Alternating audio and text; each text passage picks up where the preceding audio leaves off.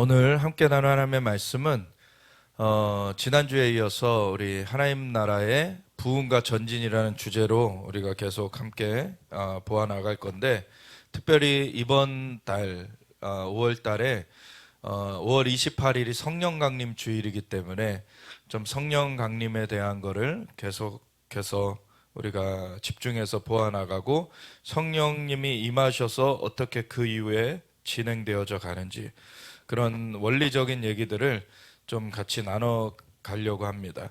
그래서 다시금 좀 사도행전을 살펴보기 원하는데, 사도행전 1장을 오늘 보겠습니다. 사도행전 1장 1절부터 26절까지 함께 읽고 기도하고 나누겠습니다. 사도행전 1장 1절부터 함께 읽겠습니다. 데오빌로여, 내가 먼저 쓴 글에는 무릇 예수께서 행하시며 가르치시기를 시작하신부터 그가 택하신 사도들에게 성령으로 명하시고 승천하신 날까지의 일을 기록하였노라. 그가 고난받으신 후에 또한 그들에게 확실한 많은 증거로 친히 살아계심을 나타내사 40일 동안 그들에게 보이시며 하나님 나라의 일을 말씀하시니라. 사도와 함께 모이사 그들에게 분부하여 이르시되, 예루살렘을 떠나지 말고 내게서 들은 바 아버지께서 약속하신 것을 기다리라. 요한은 물로 침례를 베풀었으나 너희는 몇 날이 못되어 성령으로 침례를 받으리라 하셨느니라. 그들이 모였을 때 예수께 여쭈어 이르되, 주께서 이스라엘 나라를 회복하심이 이때니이까 하니, 이르시되 때와 시기는 아버지께서 자기의 권한에 두셨으니 너희가 알 바 아니요 오직 성령이 너에게 임하시면 너희가 권능받고 예루살렘과 온 유대와 사마리아와 땅끝까지 이르러 내 증인이 되리라 하시니라. 이 말씀을 마치시고 그들이 보는 데 올려져 가시니 구름이 그를 가려 보이지 않게 하더라. 올라가실 때 제자들이 자세히 하늘을 쳐다보고 있는데 흰옷 입은 두 사람이 그들 곁에 서서 이르되, 갈릴리 사람들아 어찌하여 서서 하늘을 쳐다보느냐. 너희 가운데서 하늘로 올려지신 이 예수는 하늘로 가심을 본 그대로 오시리라 하였느니라. 제자들이 감람원이라 하는 산으로부터 예루살렘에 돌아오니 이 산은 예루살렘에서 가까워 안식일에 가기 알맞은 길이라. 들어가 그들이 유하는 다락방으로 올라가니 베드로, 요한, 야고보, 안드레와 빌립, 도마, 바돌로메, 마테와 및 알페오의 아들 야고보, 셀로닌 시몬, 야고보의 아들 유다가 다 거기 있어 여자들과 예수의 어머니 마리아와 예수의 아우들과 더불어 마음을 같이하여 오로지 기도에 힘쓰더라. 모인 무리의 수가 약 120명이나 되더라. 그때 베드로가 그 형제들 가운데서 일어서서 이르되, 형제들아, 성령이 다윗의 입을 통하여 예수 잡는 자들의 길잡이가 된 유다를 가리켜 미리 말씀하신 성경이 응하였으니 마땅하도다. 이 사람은 본래 우리 수 가운데 참여하여 이 직무의 한 부분을 맡았던 자라. 이 사람이 불의의 삭스로 밭을 사고 후에 몸이 곤두박질하여 배가 터져 창자가 다 흘러나온지라. 이 일이 예루살렘에 사는 모든 사람에게 알려져 그들의 말로는 그 밭을 아겔다마라 하니 이는 피밭이라는 뜻이라. 시편에 기록하였으되 그의 거처를 황폐하게 하시며 거기 거하는 자가 없게 하소서 하였고, 또 일렀으되 그의 직분을 타인이 취하게 하소서 하였도다.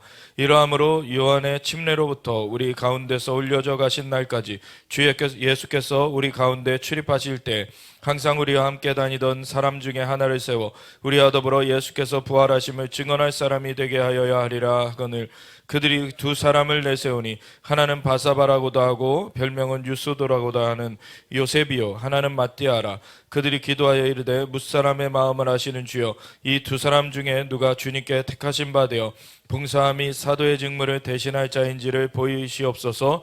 유다는 이 직무를 버리고 제 곳으로 갔나이다 하고 제비 뽑아 마띠아를 얻으니 그가 11사도의 수에 들어가니라. 아멘.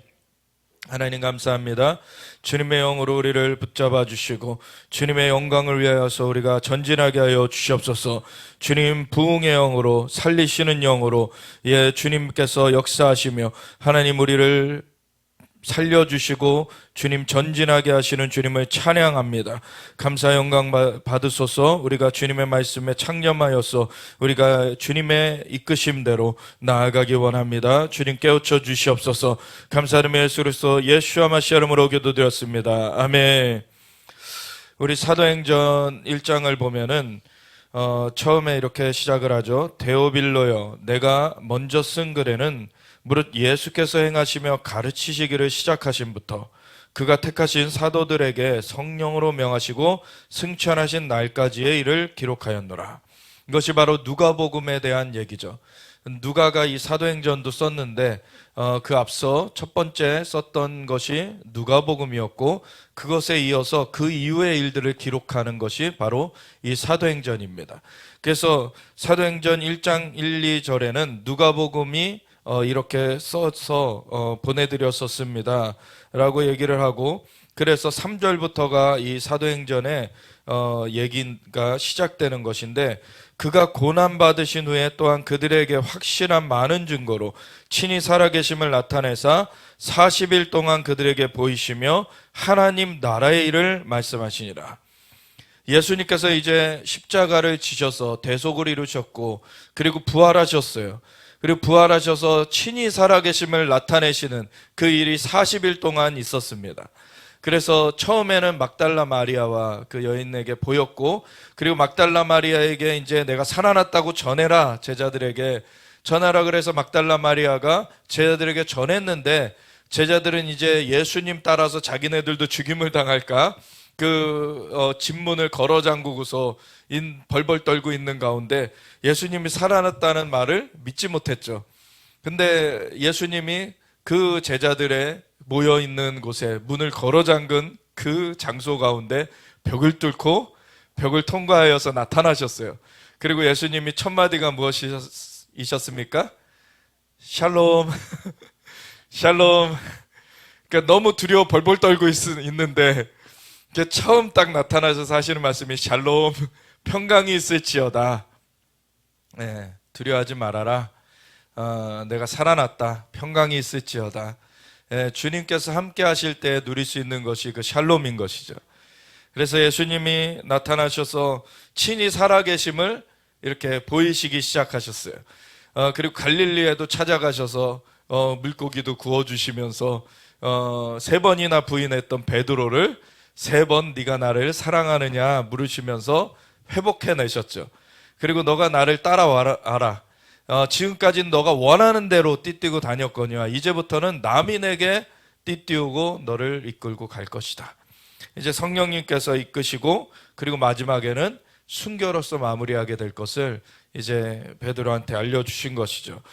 그래서 이 제자들에게 나타나셨고, 그리고 제자들에게만 나타나신 것이 아니라 마지막에 40일째에 승천하실 때 보면은 500명이 거기 모여가지고 예수님의 승천하시는 것을 보고 있었던 것이 얘기가 나오게 되는 것이죠. 그래서 살아계셔서 40일 동안 보이실 때 최소 500명에게는 보이셨어요. 네. 그래서 친히 살아계심을 그렇게 많은 사람들에게 보이셨는데, 많은 사람들에게 보이시면서 이제는 예수님이 십자가 대속도 이루셨고, 그 예수님의 십자가 대속 이전에 요한복음 14, 15, 16장 성령님께 대해서 말씀해 주셨고, 또 마태복음 16장에 보면은 주는 그리스도시여 살아계신 하나님의 아들이시니다 고백하는 그 고백의 반석 위에 교회를 세우리니 음부의 권세가 이기지 못하리라. 그러시고 천국 열쇠를 내게 주리니 너희가 땅에서 매면 하늘에서도 매일 것이요 땅에서 풀면 하늘에서도 풀리리라 그러셨는데, 그 이후에 내가 순교할 거야, 내가 십자가를 질 거야 라고 예수님이 얘기하시니까 그림없어서 했다가 또 사탄아 내게서 물러가라, 그런 말도 이제 베드로가 듣게 됐었는데, 예수님이 십자가를 지시는 것까지 다 얘기해 주셨어요. 사실 그랬는데 이해를 못했죠. 그리고 예수님이 요한복음 14, 15, 16장에 성령님에 대해서 얘기해 주시고서는 그 성령님이 오시면 너희가 내 안에, 내가 아버지 안에, 아버지가 너희 안에 있는 것을 알게 될 것이다. 그리고 내가 너희에게 이를 말이 많으나 지금은 너희가 이해하지 못한다. 많은 것들이 제약되어 있었어요. 그리고 이제 십자가를 지는 것까지는 예수님이 제한되셔서 이제는 제자들에게 많은 것들을 미리 알려주셨지만 여전히 제한 가운데서 예수님이 제자들을 대하실 수뿐이 없었는데, 이제 예수님이 십자가도 지셨고 부활하셨기 때문에 이 부활하심을 친히 나타내시는 그 40일의 기간 동안에는 이제 마지막 엑기스, 정말 예수님이 가감없이 제자들에게 얘기하고 싶으신 것을 얘기하시는 그 마지막 또한 당부가 되는 그런 말씀을 주시는 것이었죠. 근데 그 40일 동안의 얘기가 하나님 나라의 일을 말씀하셨다. 이 얘기 딱 하나로 정리가 돼 있어요. 40일 동안 얘기한 것을 한마디로 하면은 하나님 나라의 일을 말씀하셨다. 이게 주제라는 거예요. 예수님의 메시지의 주제. 그래서 원어를 그대로 직역해 보면 하나님 나라에 관한 것들을 말씀하셨다. 이렇게 돼요. 그래서 하나님 나라에 대해서 알길 원하신 거예요. 하나님 나라를 주시길 원하신 것입니다. 그래서 성령님이 오신다는 것도 말씀해 주셨는데 성령님은 하나님의 한 위격이시죠. 그래서 성령님이 오시는 것이 무슨 의미인가? 바로 하나님 나라가 임하는 것입니다. 하나님 나라가 임하는 것을 알길 원하시는 거예요. 그리고 원래 하나님이 태초에 천지를 창조하셔서 보시기에 다 좋았더라. 좋게 만들어주셔서 이 땅을 인간에게 생육하고 번성하고 땅에 충만하고 모든 생물을 다스려라. 이 통치자로서 인간을 두셨는데 범죄하여서 이 땅에 임한 하나님의 나라가 상실돼 버린 것. 이제 하나님 나라가 회복되어지는 그 과정 가운데 이스라엘도 세우셨던 것이고 그 모태 가운데서 이제 이 제자들도 이스라엘인들이었어요. 유대인들이었어요. 그 유대인들 가운데 하나님의 그 예수님의 제자들을 세우셨고 그리고 그 가운데 이제 이스라엘 땅에서 죽으셨고 부활하셨고 이제 40일 동안 살아계심을 나타내셨어요. 그러면서 하나님 나라가 올 것이다. 하나님 나라가 오는 것은 이런 일들이 일어나는 거야. 하나님 나라가 온다는 것은 이런 의미야. 이런 것들을 예수님께서 말씀해 주시고서 승천하신 다음에 10일이 더 지나서 오순절이 이르면은 성령을 약속대로 부어주심으로 말미암아 이제 하나님의 나라가 펼쳐지게 하시는 것이죠. 이미 예수님이 이 땅 가운데 거니시는 동안에 귀신 들린 자에게서 귀신을 쫓아내 주시고서는 내가 하나님의 성령을 힘입어 귀신을 쫓아낸 것이면 이미 하나님의 나라가 너에게 임하였느니라. 아멘. 예수님은 하나님이십니다. 하나님의 한 위격으로서 직접 이 땅 가운데 와주셨기 때문에 예수님이 만지시는 것, 그것이 바로 하나님의 나라가 임하는 것이었어요. 하나님의 나라를 예수님이 가져오셨어요. 그런데 예수님은 내가 떠나가는 것이 너에게 더 유익하다. 왜냐하면 내가 떠나가면은 보혜사 성령을 너에게 보내줄 것이다. 하나님의 나라를 예수님이 인간의 육체를 입고서 제한적으로 다니실 때는 이스라엘 지경 내에서 다니셨어요. 근데 예수님이 부활하시고 승천하셔서 성령을 부어주실 때는 예루살렘에서 이스라엘에서 여전히 시작하지만 이제는 열방으로 펼쳐져 가는 것입니다. 그래서 이 열방으로 번져져 가는 하나님의 나라의 역사가 풀어지는 것을 위하여서 예수님은 하늘로 승천하시는 것이고 성령을 보내주시는 것이었죠. 이걸로 말미암아 하나님 나라가 이제는 풀어지는 것이에요. 그 하나님의 나라가 풀어지는 것, 이제 그러면은 너희가 이제 완전히 새로운 그런 단계로 들어가게 되는 그런 것에 대해서 미리 알려주시는 것이죠. 너희가 성령님이 이제 임하면 하나님의 나라가 펼쳐지기 시작하는데 너희가 그러면은 그 전에 생각지 못했던 일들을 경험하게 될 것이야. 내가 다니면서 내가 친히 기적을 베풀었고 그리고 너희로 권능을 주어서 너희로도 기적을 행하게 했지만 이제는 그것이 일시적인 것, 어떻게 제한적인 것이 아니라 성령님이 임하시면 너희가 성령님과 함께하게 되면서 성령님께서 이끄실 때 너희가 하나님 나라의 일들을 이제 지속적으로 하게 될 것이야. 이런 것들을 미리 주님이 얘기해 주신 것이죠. 그래서 성령님이 임하시기 전과 성령님이 임하신 후는 완전 달라질 수뿐이 없어요. 예수님이 그 문을 열어주셨습니다. 예수님이 십자가 대속으로서 우리의 죄를 대신 갚아 놓으셨고 그리고 부활하신 예수님이 부활의 산 소망이 되셔서 친히 살아계심을 40일 동안 나타내 보이시고서는 승천하신 다음에 그것을 사모하고 있는, 정말 예수님이 진짜 말씀하신 대로 죽으셨지만 부활하셨네. 그걸 본 사람들이 정말 예수님이 약속하신 성령을 얼마나 고대하고 있었겠습니까? 예수님이 말씀하신 대로 행하신 분이시고 그분이 말씀하신 대로 성령님이 임하시겠구나. 그거를 고대하면서 나와서 같이 기도할 수 있게 된 것이죠. 그래서 그 마지막 당부를 예수님이 40일 동안 하시고서 승천하신 것입니다. 그 마지막 승천하시기 전에 얘기가 사도와 함께 모이사 그들에게 분부하여 이르시되 예루살렘을 떠나지 말고 내게서 들은 바 아버지께서 약속하신 것을 기다리라. 마지막 당부도 성령이 임하시는 거 너희가 기다려라라는 거예요. 그것이 무엇보다 중요한 것입니다. 다른 어떤 것보다 중요한 거예요. 성령님이 함께 하시는 것이 다른 어떤 것과 비교할 수 없는 중요한 것입니다. 성령님이 함께 하셔야 하나님 나라를 경험하게 되는 것이고 하나님 나라를 증거하게 되는 것이에요. 요한은 물로 침례를 베풀었으나 너희는 몇 날이 못되어 성령으로 침례를 받으리라. 그래서 초대교회 제자들에게 주님이 당부하셨는데, 근데 제자들은 이 성령님이 임하시는 것, 그걸로 말미암아 하나님 나라가 펼쳐지는 것에 대해서 아직 다 이해할 수가 없었어요. 그 자기네들이 보는 범주는 아직 성령님이 임하시기 전이었기 때문에 자연적인 범주에서 생각을 아직도 하고 있는 것이죠. 그럼 자연적인 범주에서는 이스라엘 나라, 지금 로마의 속국이 되어 있는 그 식민 지배받고 있는 이스라엘 나라가 언제 회복될 것입니까가 가장 관심사예요. 왜냐하면 이 하나님의 나라라고 했을 때 하나님의 나라의 영적인 그 의미를 아직 이해하지 못하면은 그것이 자연적으로 그다음에 투영되는 그 모판이 되는 이스라엘이라는 그 나라가 어떻게 회복될 것입니까? 라는 그 질문 가운데 제한되게 돼 있죠. 그것이 틀린 게 아닙니다. 이스라엘 나라도 하나님이 회복하시는 거예요.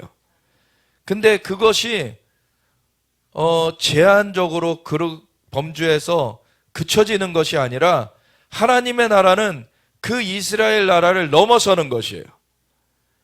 그래서 그 나라를 넘어서는 하나님의 나라에 대해서 예수님께서 가르쳐 주시기 원하셨는데 아직 성령님 임하시기 전에는 제자들도 이스라엘 나라의 지경 안에서의 사고에 아직 머물러 있죠. 사실은 성령님이 임하시고 나서도 사도행전 10장까지 가기까지 이방인한테 전도한다는 것을 생각을 못했어요. 하나님의 나라가 이방에도 전거된다. 이거를 생각을 못했었습니다. 사도 베드로를 그 정기적인 기도 시간에 하나님 방문하셔서 그 보자기에다가 음식들을 이렇게 담아 내리시는데 다 율법상 못 먹는 음식들, 못 먹는 것들만, 땅에 기는 것들, 막 이런 것들만 담아가지고 내려주시니 이 베드로는 베드로가 어부였어도 그래도 율법을 지켰던 사람이에요. 보면 제가 어려서부터 이것을 내가 먹지 않았고 그 주님의 법도를, 그 하나님의 법도를 어기지 않았습니다. 제가 이걸 먹을 수 없습니다 라고 항변하죠. 그랬더니 하나님께서 뭐라 그러십니까? 내가 깨끗하다 한 것을 내가 속되다고 하지 말아라. 깨끗하게 만드시는 권한은 하나님께 있는 것입니다. 그 능력이 하나님께 있는 것이에요. 그래서 그때 당시에 사실 율법의 그 틀 가운데서는 이스라엘 밖에는 사실 구원이 임한다고 생각할 수가 없었어요. 왜냐하면 율법이 없는 백성들이잖아요. 이스라엘 지경 밖에는. 이스라엘 안에만 율법이 있어요. 그 율법으로 하나님께서 테두리 쳐준 이스라엘 안에만 구원이 있다라고 생각을 하는 거죠. 그리고 사실 성령님께서도 이스라엘 지경 안에 먼저 임하셨어요. 그렇기 때문에 성령이 임하셨어도 이스라엘 지경 밖으로 이것이 펼쳐져 간다는 생각을 못하는 것이었어요. 근데 오늘날에는 어떻습니까? 이방의 교회 사람들이 오히려 이스라엘이 끊어졌다라고 많이 말해요. 근데 초대교회를 생각해 보면은 12 사도들도 유대인들이었고 초대교회 제자들이 다 유대인들이었어요. 오히려 이방인들이 구원 얻는다는 걸 생각을 못했어요. 유대인들만 구원 얻는 줄 알았어요. 성령님이 처음 임한 것도 유대인들이었고, 그러한 가운데서 교회가 시작됐습니다. 근데 에베소서 2장에 보면은 예수 그리스도로 말미암아 그 중간에 막힌 담이 허물어지고 둘이 한 세 사람이 되었다. 근데 그 한 세 사람이 되었다 할 때 이방인들이 함께 후사가 됐다라 그래요. 누구와 함께입니까? 이스라엘과 함께죠. 그러니까 영어 표현에는 사실 with 이스라엘이라는 말이 들어가 있어요. 한국어 성경에는 그게 빼져 있지만, 그러니까 이스라엘과 함께 후사가 됐어요, 우리가. 그래서 이것이 확장된 거지 대체한 것이 아닙니다. 이것을 바로 알아야 돼요. 한 세 사람을 하나님 만드실 때 이스라엘의 구루터기를 뽑아내신 것이 아닙니다. 이스라엘의 구루터기가 있는 가운데 열방을 거기다 덧붙이신 거예요. 아멘. 오히려 그래서 초대교회 때는 이스라엘에서 시작되었기 때문에 이방으로 퍼져간다는 걸 오히려 몰랐었어요. 그런데 베드로를 깨우쳐 주시면서 3번이나 똑같은 환상을 내려주시면서 내가 깨끗하다 한 것을 내가 속되다고 하지 말아라. 그러고서는 고넬료의 집에서 보낸 그 종들이 그 집에 당도해가지고, 무드장이 피장 시몬의 집에 당도해가지고 여기 베드로라는 사람이 있느냐 찾으러 오니까 이제 이 베드로가 이 꿈과 연관이 되어 있는 일이구나. 그래서 같이 가죠. 그래서 이것이 분명히 하나님께서 하시는 일이라는 것은 의심의 여지 없이 하나님께서 사인을 주셨기 때문에 가긴 갔지만, 사실은 이스라엘 그 인으로서 이 사도 베드로가 이방인을 접촉할 마음은 없었어요. 전혀 접촉할 마음이 없었어요. 그냥 서가지고 내가 하나님께서 날 보내신 거는 알겠다. 이제 뭐 고넬료가 자기가 기도할 때 자기는 로마 백부장이지만 하나님을 경외하는 자고, 하나님 앞에서 기도할 때 천사가 와가지고 그거 베드로를 부르라고 해서 내가 종을 보내서 이렇게 오시게 된 겁니다. 그랬더니 하나님이 하신 것이 너무나 분명하니까 그래서 말씀을 전하기 시작했지만 접촉할 마음은 없었어요. 근데 누가 접촉을 합니까? 성령님이 직접 접촉을 하시죠. 베드로가 말씀을 전하는 가운데 그 사도행전 2장에 오순절에 마가다락방에 성령이 임하셔서 사람들이 방언이 터져 나왔던 것 같이, 그렇게 이 말씀을 듣고 있는 이방인 무리 가운데 방언이 터져 나오게 되는 거예요. 자기는 접촉할 마음이 없었고 접촉을 전혀 안 했는데 하나님이 그냥 앞서서 행하시는 것이죠. 근데 하나님께서는 말씀을 전할 자들을 분명히 찾고 계시고, 그 자들이 말씀을 전할 때 성령님이 그 가운데 역사를 하십니다. 그래서 접촉은 안 했지만 말씀이 전해졌어요. 그렇기 때문에 성령님께서 그 가운데 역사하셔서 그 집안의 사람들을 사로잡으셨죠. 그래서 방언이 이제 터져버리니까 우리가 성령 받을 때 나타났던 것이 여기도 나타났으니 어찌 내가 침례 주는 것을 금하리요 하고서 침례를 줘버리죠. 그때부터 이방인에 대한 그 하나님께서 이방인들도 구원하신다라는 것이 이제 열려지기 시작한 거예요. 그 이후에 바울 사도에 의해서 다른 지역의 이방인들에게까지 계속 복음이 증거되게 됐죠. 사실 바울 사도도 원래는 각 지역을 다니면서 유대인 회당만 먼저 찾아갔었어요. 그래서 유대인들에게 복음을 증거하는 것이 먼저였는데 유대인들이 오히려 거부하니까, 그래서 이방인들에게 그 광장에서 복음을 전하기 시작했는데 그 이방인들이 듣고서 주님께 나오기 시작했어요. 그래서 이방인들에게로 복음이 이제 전해지는 것을 주된 사역으로 하게 됐는데, 이러한 그 과정들이 있기 전에 하나님께서 이방인을 구원으로 부르셨다는 것을 오히려 몰랐었어요. 그래서 이 지경이 이스라엘 지경에 머물러 있었죠, 사실. 이 초대교회 제자들의 그러한 사고가. 그래서 이스라엘 나라를 회복하는 것이 틀린 것이 아니에요. 하나님 그렇게 하십니다. 근데 이스라엘 지경 안에 하나님이 제한되시는 분이 아니세요. 열방의 구원을 이루시는 분이십니다. 그래서 그 두 가지가 같이 있어야 되는 거예요. 그들이 모였을 때 예수께 여쭈어 이르되 주께서 이스라엘 나라를 회복하심이 이때니까. 이 말은 맞는 것이지만 또한 틀린 것이었어요. 왜냐하면 그 말 자체, 이스라엘 나라를 회복하시는 것 자체는 맞지만 이들이 하나님 나라를 이스라엘하고 완전히 그냥 1대1로 매칭을 시켜버리면 그건 틀린 것이죠. 하나님의 나라는 이스라엘 지경을 넘어서는 것입니다. 근데 이스라엘을 포함하는 것이고 이스라엘을 사실 우선해서 이스라엘에서 시작해서 펼쳐지는 것이었어요. 그래서 예수님께서도 이것 자체가 틀렸다라고 하지 않으세요. 너는 틀린 질문을 했어. 그러지 않으세요. 맞는 질문을 했지만 그것의 포인트가 틀렸어. 그래서 이르시되 때와 시기는 아버지께서 자기의 권한에 두셨으니 너희가 알 바 아니요. 그 초점을 바꿔주시는 거죠.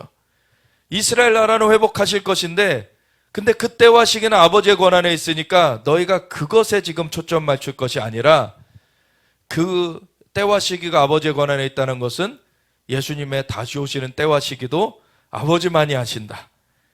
그 얘기하고 같이 같은 내용이죠, 보면은. 그래서 예수님의 다시 오심을 앞두고 이스라엘의 회복이 있는 것입니다.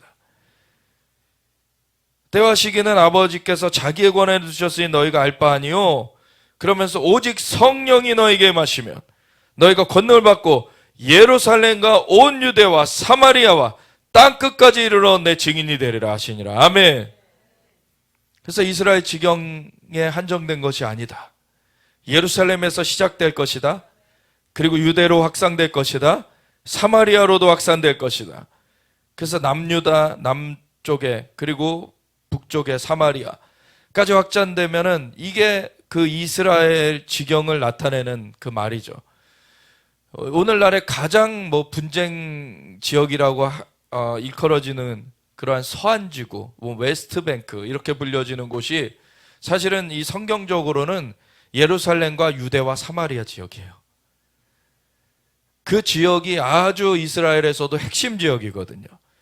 그리고 성령님께서 임하시면은 예루살렘으로부터 유대와 사마리아 그리고 땅끝으로 역사가 진행된다라고 이렇게 예수님이 직접 언급하셨던 지역이에요.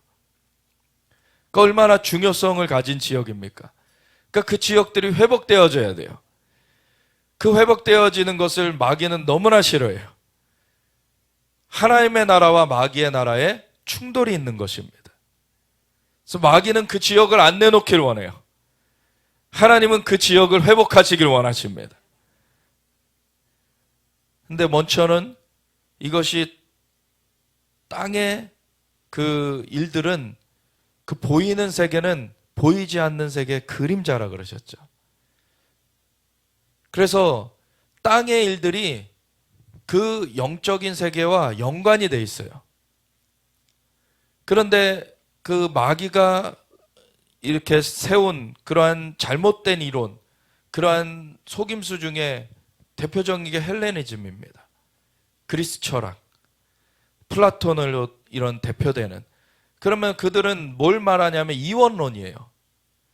그러니까 이 땅, 자연계와 이 영계는 분리되어 있다는 거예요. 근데 그들이 말하는 영계는 하나님의 나라가 아닌 것이죠. 이데아라는 철학적인 관념의 그런 세계, 이상적인 세계가 있다.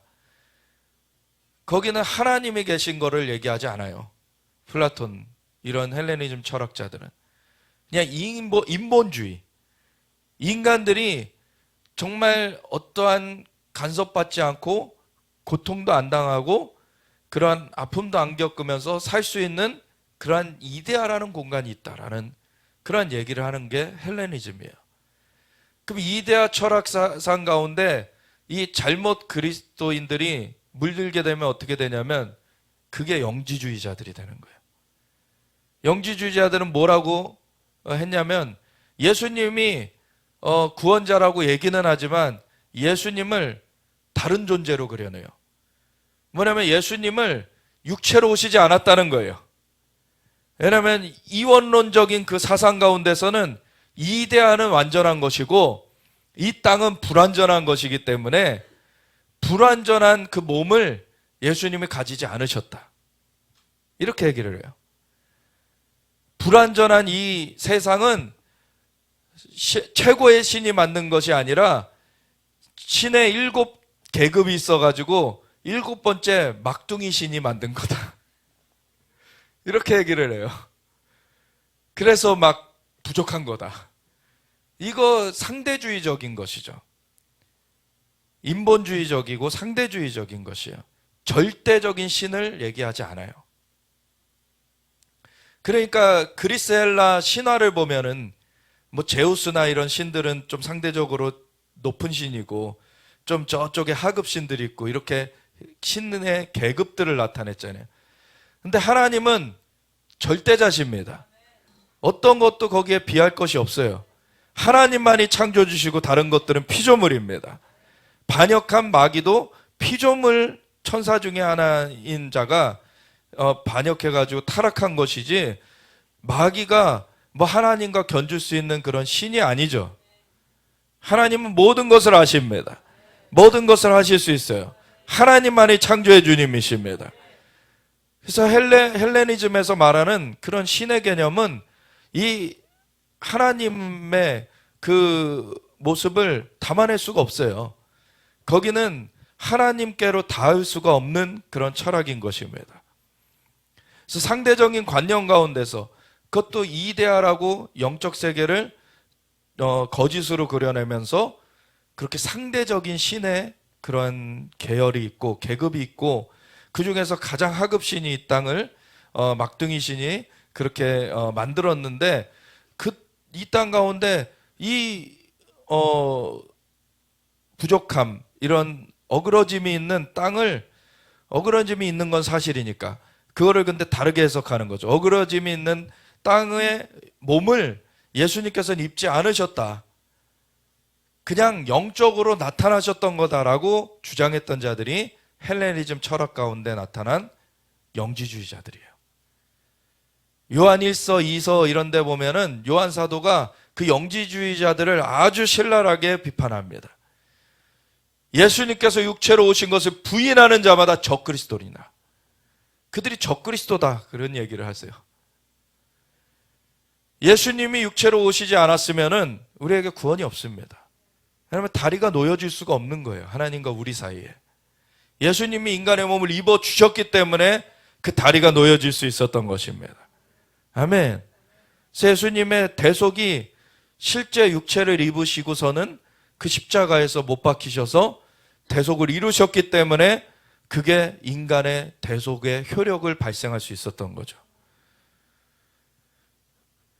영지주의는 그 대속의 은혜를 상실시켜버려요. 그러니까 은혜가 상실되는 건 아니죠. 은혜를 폄훼해버려요. 그런데 그러한 헬레니즘 철학 가운데서 사람들이 생각하면은 하나님을 절대자로서 경외하는 것이 아니라 그냥 상대적으로 어떤 그 높은 신 그런 걸로 생각하면서 이방신 섬기는 것과 다를 바 없게 되는 것이죠. 근데 오늘날의 교회 안에도 이런 거 많습니다. 그래서 교회 다니면서 권사직분 받았다, 집사직분 받았다 하는 사람이 점집에도 가는 거예요. 절대적인 하나님을 믿지 않는 거예요. 하나님은 우상을 만들지 말아라. 나 외에 다른 신을 내게 있게 하지 말아라. 내 이름 망령되 일컫지 말아라. 분명히 하나님은 구별되신 분이십니다. 하나님과 비할 수 있는 건 아무것도 없어요. 하나님과 다른 걸 비하려고 하면 그건 우상숭배가 되는 것입니다. 그래서 그러한 우를 교회 안에서 여전히 헬레니즘 철학 가운데 그것이 인본주의예요. 자신의 멋대로 하나님을 그려내는 것이죠. 그래서 그 인본주의적인 그런 사고 가운데서 절대적인 하나님을 의뢰하지 않고 자기가 원하는 대로 하나님을 부리려고 해요. 그래서 나한테 좋은 거 주세요. 어떤 일이 잘 되게 해주세요. 어떤 복이 들어오게, 돈이 들어오게 해주세요. 이 방신에 비나이다 하는 것과 똑같아요. 하나님, 절대자 하나님을 만나지를 못하는 거죠.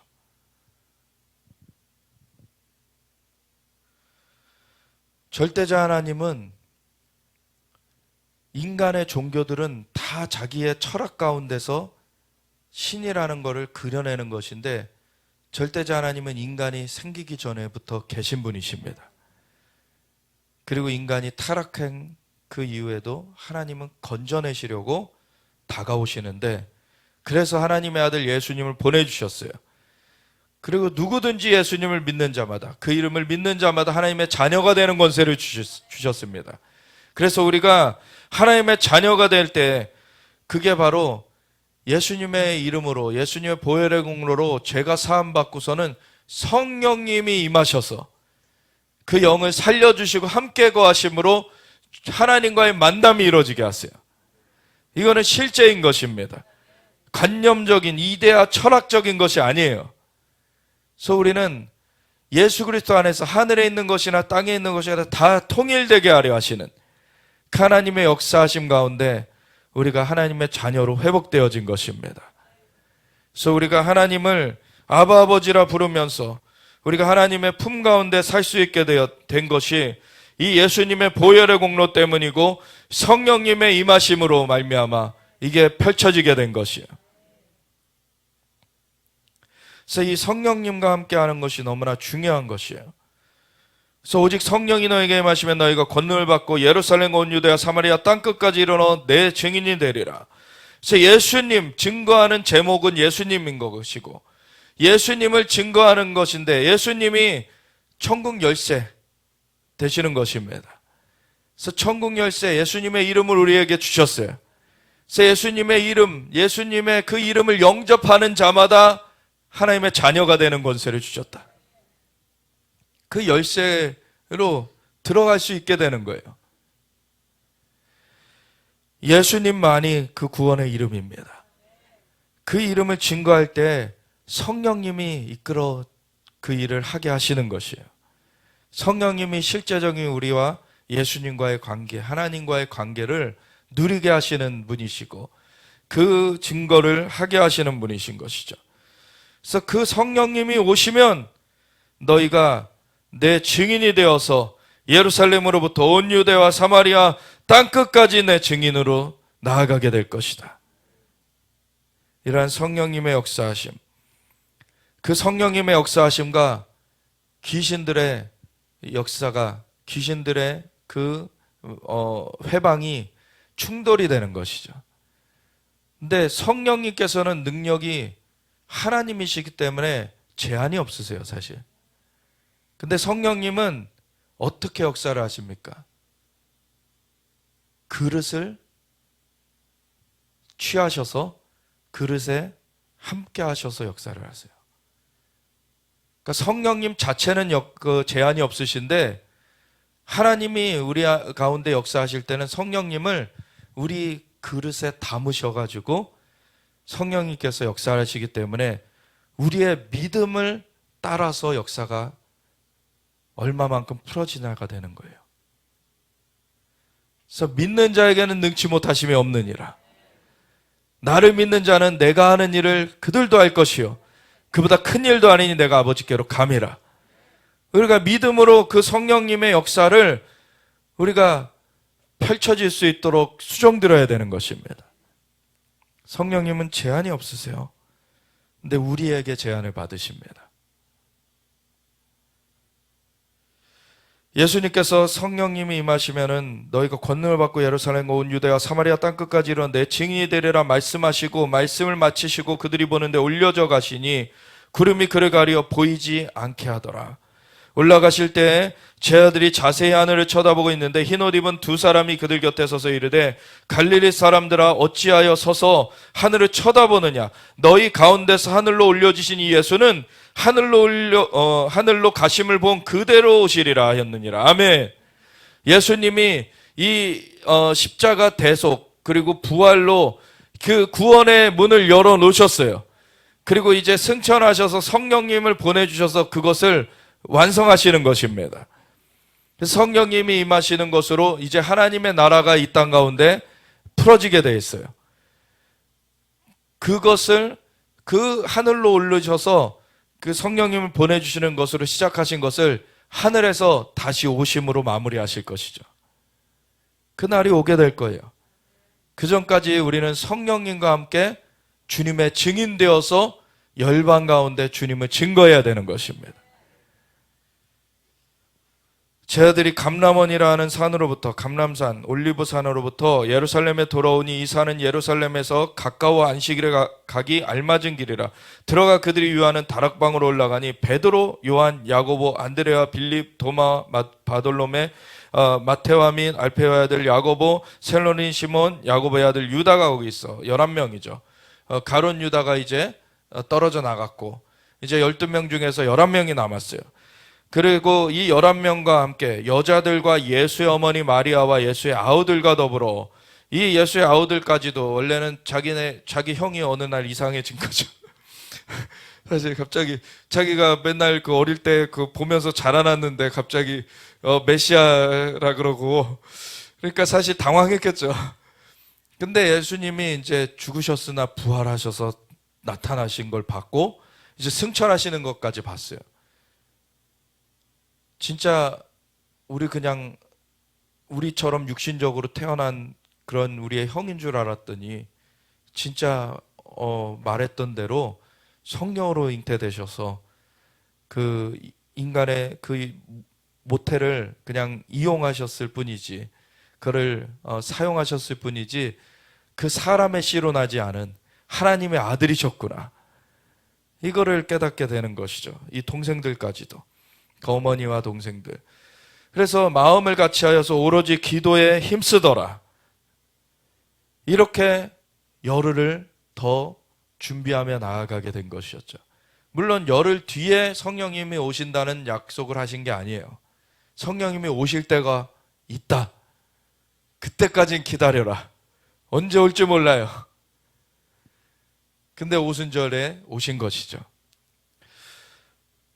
우리가 이 사도행전 1장을 보면은 어떻게 성령님의 임하심을 준비해야 되느냐가 정확하게 나와 있는 거예요. 왜냐하면 예수님이 친히 살아계심을 나타내서 무엇을 말씀하셨다고요? 하나님 나라의 일을 말씀하셨다. 우리의 포커스가 하나님 나라에 있어야 되는 거예요. 너희는 먼저 그의 나라와 의를 구해라. 그러면 이 모든 것을 너에게 더하여 주시리라. 먹는 것, 입는 것, 그런 것에 우리의 시선이 빼앗겨 있다면 이스라엘 땅도 회복하실 것이고 하나님께서 이스라엘 나라를 회복하실 것이지만 그리고 그것은 물론 먹는 것, 입는 것과 비교할 수 없게 그 마지막 때에 사인이 있어요. 이스라엘 그 땅을 회복하시는 것은.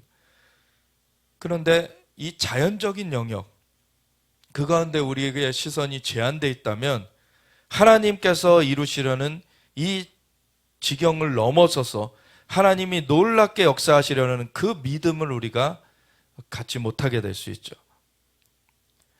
그냥 여전히 그냥 자연적인 것에만 우리의 눈이 머물러 있으면 우리가 살림을 받았으니 이제는 위의 것을 구하라. 우리가 하나님 나라를 구하며 나아가야 되는 것입니다. 그래서 너희는 이렇게 기도하라. 하늘에 계신 우리 아버지여 이름이 거룩히 여김을 받으시오며 주의 나라가 임하시오며 주님의 뜻이 하늘에 이루어진 것 같이 이 땅 가운데 이루어지리이다. 아멘. 주님의 나라를 바라보면서 주님의 나라가 임하도록 기도해야 돼요. 그래서 너희는 먼저 그의 나라 의를 구하라는 거예요. 그래서 그 나라, 하나님 나라에 관한 것들로 초점이 맞춰지도록 이 제자들을 당부하시고서는 예수님은 승천하신 거예요. 그리고서는 성령이 임할 때까지는 너희가 머물러 있어라. 성령님이 임하셔야지 이 하나님의 나라는 풀어지는 것이다. 하나님의 나라에 초점을 맞춰야 되고 그것이 이루어지는 것은 성령님이 역사하셔야 된다. 그래서 그걸 품고서 마음을 같이하여서 그 한 초점을 맞춰서 기도했다는 거예요. 각자 자기 중구난방으로 자기 부동산 문제, 자기 먹고 사는 문제, 한 승급 문제, 시험 잘 보게 해달라는 문제, 여러 가지 중구난방 기도가 됐던 게 아니라 하나님의 나라를 바라보면서 그것을 인도하실 성령님의 그 임하심을 놓고 기도했다는 거죠. 한 포커스로 기도한 거예요. 모인 무리의 수가 약 120명이나 되더라. 그때 베드로가 그 형제들 가운데 일어서서 이르되 형제들아, 성령이 다윗의 입을 통하여 예수 잡는 자들의 길잡이가 된 유다를 가리켜 미리 말씀하신 성경이 응하였으니 마땅하도다. 이 사람은 본래 우리 수 가운데 참여하여 이 직무의 한 부분을 맡았던 자라. 이 사람이 불의의 삭스로 밭을 사고 후에 몸이 곤두박질하여 배가 터져 창자가 다 흘러나온지라. 이 일이 예루살렘에 사는 모든 사람에게 알려져 그들의 말로는 그 밭을 아겔다마라 하니 이는 피밭이라는 뜻이라. 시편에 기록하였으되 그의 거처를 황폐하게 하며, 이게 바로 시편 69편에 나오는 말씀입니다. 하시며 거기 거하는 자가 없게 하소서 하였고, 또 일렀으되 그의 직분을 타인이 취하게 하소서. 이건 시편 109편에 나오는 말씀이에요. 하였도다. 이러함으로 요한의 침례로부터 우리 가운데서 올려져 가신 날까지 주 예수께서 우리 가운데 출입하실 때 항상 우리와 함께 다니던 사람 중에 하나를 세워 우리와 더불어 예수께서 부활하심을 증언할 사람이 되게 하여야 하리라 하거늘. 그러니까 이 일이 이루어지고 보니까 이미 하나님은 말씀해 놓으셨다는 거예요. 이러한 일들을, 이러한 일이 벌어질 것을 이미 말씀해 주신 것을 나중에 발견하게 된 것이죠. 나중에 깨닫게 된 거예요. 그러면 이 일을 하나님께서 미리 아셨고 이 일이 있을 것을 말씀하셨으니 이제는 그 한 명이 결혼이 될 걸 미리 말씀해 주신 하나님 앞에 이 한 명이 결혼된 것을 다시 채우는 것이 마땅한 것이죠. 그래서 그 한 명을 다시 세워야 된다. 베드로가 하나님께서 이렇게 깨우치게 하셔서 이 얘기를 꺼내게 되는 것이죠. 근데 조건이 있어요. 요한의 침례로부터 우리 가운데 올려져 가신 날까지 주 예수께서 우리 가운데 출입하실 때 항상 우리와 함께 다니던 사람 중에, 예수님과 항상 함께 다니던 사람 중에서 골라야 되는 것이죠. 그 중에 하나를 세워 우리와 더불어 예수께서 부활하심을 증언할 사람이 되게 하여야 하리라 하거늘. 그래서 어린 양의 12사도라 그래요. 이 사도들은. 그래서 12명, 그 12명에는 바울 사도가 분명히 들지 않아요. 보면은 앞에 11명의 리스트가 나왔고, 그리고 새로 이렇게 하자 해서 뽑힌 사람이 마띠아죠. 그래서 마띠아까지 12사람이 채워진 것은 변경되지 않는 리스트예요. 그 12은 고정된 리스트입니다. 사도 바울도 사실 사도라고 불려지지만 이 어린 양의 12사도 중에 못 들어가요. 엄청난 일을 했지만 그 어린 양의 12사도는 나중에 새 예루살렘이 내려오게 되면은 그 기둥에 이름이 쓰여지게 되죠. 이거는 다른 어떤 사람들과 견줄 수 없는 그러한 특권이 이들에게 있습니다, 사실. 그건 예수님이 이 땅 가운데 거니실 때 예수님을 직접 수행했던 자들이기 때문에. 그래서 12은 바뀔 수가 없어요. 네. 그렇지만 그 이후에 사도 바울도 그렇고 그 위에 다른 바나바도 사도로 불렸어요. 사도로 불린 사람들이 또 있었다는 걸 우리는 알아요. 그러니까 이 어린 양의 12사도의 기준은 예수님께서 그 요한의 침례부터 우리 가운데 올려져 가신 날까지 주 예수께서 우리 가운데 출입하실 때 항상 우리와 함께 다니던 사람 중에서 세워진 자들이기 때문에 그거는 사도 바울도 거기에는 못 들어가요. 그렇지만 그 얘기가 12사도에 못 들어간다고 사도가 없다는 얘기가 아닙니다. 그 이후에 사도 바울도 사도고 바나바도 사울인 거예요. 사도인 거예요. 그래서 이 12사도는 변경되지 않는 리스트로서 특별한 위치가 있고요. 그리고 이것을 케네스 해긴 목사님은 주님께 받으신 것이 이 12사도의 위치가 있고 그 다음 사도가 토대적 사도들이라는 거예요. 사도 바울과 같이. 그들은 성경을 기록했어요. 12사도에는 들어가지 않았지만. 근데 비토대적 사도들은 오늘날에도 있다는 거예요. 성경을 새로 쓸 수는 없어요. 그렇지만 오늘날에도 사도들이 있다. 왜냐하면 사도를 너무나 우상적으로 만들어 놓을 필요가 없습니다. 사도들도 여러 가지 목회자의 기능 중에 하나예요. 그래서 목회자들의 그 주의 종의 범주가 사도적인 역할을 하는 사람이 있고, 선지자적인 역할을 하는 사람이 있고, 복음전도자적인 역할을 하는 사람이 있고, 목사적인 역할을 하는 사람들이 있고, 그리고 교사적인 역할을 하는 사람이 있고, 하나님께서 그렇게 다양한 역할로 세우시는 것입니다. 사도들은 좀 개척하는데 하나님께서 부르시는 사람들이에요. 그래서 개척을 하는 그런 그 목회자들을 보면은 사도적인 그러한 그 부르심이 있기 때문에 개척을 해내는 거예요. 근데 개척자를 이어서 그걸 이어받는 사람들은 꼭 사도적인 사람이 아니어도 되는 것이죠.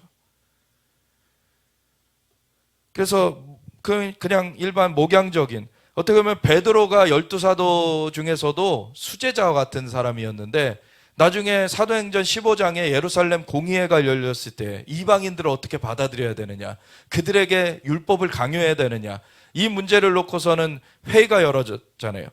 그때 그 회의를 주관한 사람은 베드로가 아니에요. 야고보입니다. 사도 야고보도 아니고. 그래서 그 12사도들과 다른 거기에 목양의 역할을 하는 그 야고보가 따로 있었어요. 그러니까 12사도와 이 목양하는 사도 가운데 내가 12사도 중에, 그리고 베드로 같은 경우는 그 중에 수제자였는데 내가 여기 전체를 내가 관할해야지 그러지 않았어요. 이게 각각의 역할이 다 있는 것입니다. 그래서 뭐 사도라고 했다고 막 되게 막 거창한 것처럼 그렇게 할 필요가 없어요. 근데 분명히 그러한 직임이 있고 하나님께서 쓰시는 그 부분이 있다라는 것은 우리가 인정해야 돼요. 왜냐하면 이 12사도의 그 결혼이 생긴 거를 체험으로 말미암아 오순절을 준비했어요. 오늘날에는 12사도가 세워질 수는 없어요. 그거는 변함없는 그러한 고정된 리스트입니다. 그리고 성경을 기록하는 사도 바울과 같이 토대적 사도가 또 나올 수는 없어요. 이제 성경 기록이 완편이 됐기 때문에. 왜냐하면 구원에 필요한 것이 다 기록되어져 있기 때문에. 근데 그 이후에도 사도들이 활동을 하는 것입니다. 그거는 사도라고 해서 내가 다른 사람보다, 아까 베드로 얘기처럼, 야고보와 베드로의 관계처럼 내가 다른 사람보다 내가 최고야 그럴 수 있는 게 아니에요. 그냥 역할의 구분입니다. 그래서 이 마띠아까지 세워놓고 이제 그들이 기도하여 이르되 뭇사람의 마음을 아시는 주여, 이 두 사람 중에 누가 주님께 택하신 바 되어 봉사와 및 사도의 직무를 대신할 자인지를 보이시옵소서. 유다는 이 직무를 버리고 제 곳으로 갔나이다 하고 제비포와 마띠아를 얻으니 그가 11사도의 수에 들어가니라. 사실 이 마띠아와 같이 후보가 된 사람이 바나바죠. 이 바사바라고도 하는, 별명은 유스도라고도 하는 요셉, 이 나중에 이제 바나바로 불려지는 이 인물이 사실은 사도라고 나중에 불려지게 되죠. 그렇지만 12사도, 어린 양의 12사도하고는 달라요. 그리고 그는 성경을 기록하지도 않았어요. 그러니까 사도에도 여러 가지 그 그룹이 그러한 존재한다는 것을 우리가 알게 되는 것이죠. 제가 그래서 결론적으로 얘기를 나누면, 이 성령의 임하심을 그리고 하나님 나라의 그러한 역사를 준비하는 데 있어서 예수님께서는 세 가지 준비 단계를 주셨어요. 첫 번째는 하나님 나라에 포커스를 맞추라는 거예요. 하나님 나라에. 두 번째는 성령의 임하심을 기다려라. 그것으로 한 마음 돼서 기다려라. 그리고 세 번째는 질서가 세워져야 된다. 하나님 나라에는 질서가 있습니다. 각 역할이 있어요. 그래서 한 사람이 모든 걸 할 수 없습니다. 예수님만이 우리의 머리 되시고, 그런데 예수님의 몸 가운데는 지도자들로 세우는 사람들이 또 있어요. 그런 사람들이 내가 여기 지도자라고 해서 저 사람들까지 관할하는 건 아닙니다. 사도 바울도 얘기하죠. 내가 다른 사람이 터 세우는 거에 내가 집 짓지 않기로 했다. 이게 사도마다 터를 세우는 그 역할을 해요. 너희가 에베소서 2장에 보면 사도와 선지자의 터 위에 세움을 받았다 그러잖아요. 예수님이 모퉁이 돌 되시고. 그래서 사도와 선지자들은 그 교회에 터를 놓는 그 작업들을 해요. 그래서 기초 작업을 하는 거죠. 그래서 예를 들면 토목 공사를 하는 거예요. 네. 그리고 그 위에 사실은 복음 전도자가 사람들 세상에서 끌어와야 되잖아요. 건져와야 되잖아요. 그리고 오면은 목사가 돌봐줘야 돼요. 품어줘야 돼요. 그리고 교사가 말씀을 가르쳐 줘야 돼요. 이런 각각의 다 역할이 있는 거예요. 그러면 그 역할들이 세워지는 만큼 교회가 든든하게 서게 됩니다. 에베소서 4장 11절에 예수님께서 하늘로 올리실 때 선물을 주셨는데 그 선물이 바로 이 직임을 주신 것인데 사도와 선지자와 복음 전하는 자, 목사, 교사로 세우셨으니 이는 그들로 성도들을 온전하게 하여 봉사일을 하게 하며 그리스도의 몸을 세우게 하려 하심이라. 아멘. 그렇게 주님의 교회가 세워지게 되는 것입니다. 그러면 하나님의 나라가 강력하게 역사되게 돼요. 성령님이 강력하게 운행하시게 돼요. 우리가 이렇게 하나님 나라에 초점을 맞추고 성령님의 임하심을 사모하는 그 한마음이 되어져서 이 질서 가운데 함께 나아가게 된다면 성령님은 놀랍게 역사를 펼쳐가십니다. 아멘. 우리가 이렇게 주님 앞에 나아가기 원합니다. 함께 기도할 때 하나님, 우리가 이 초점을 맞춰서 함께 주님 앞에 서며 나아가기 원합니다. 주님께서 이끌어 주시옵소서. 우리 함께 주여 외치면서 같이 기도하며 나아가겠습니다. 주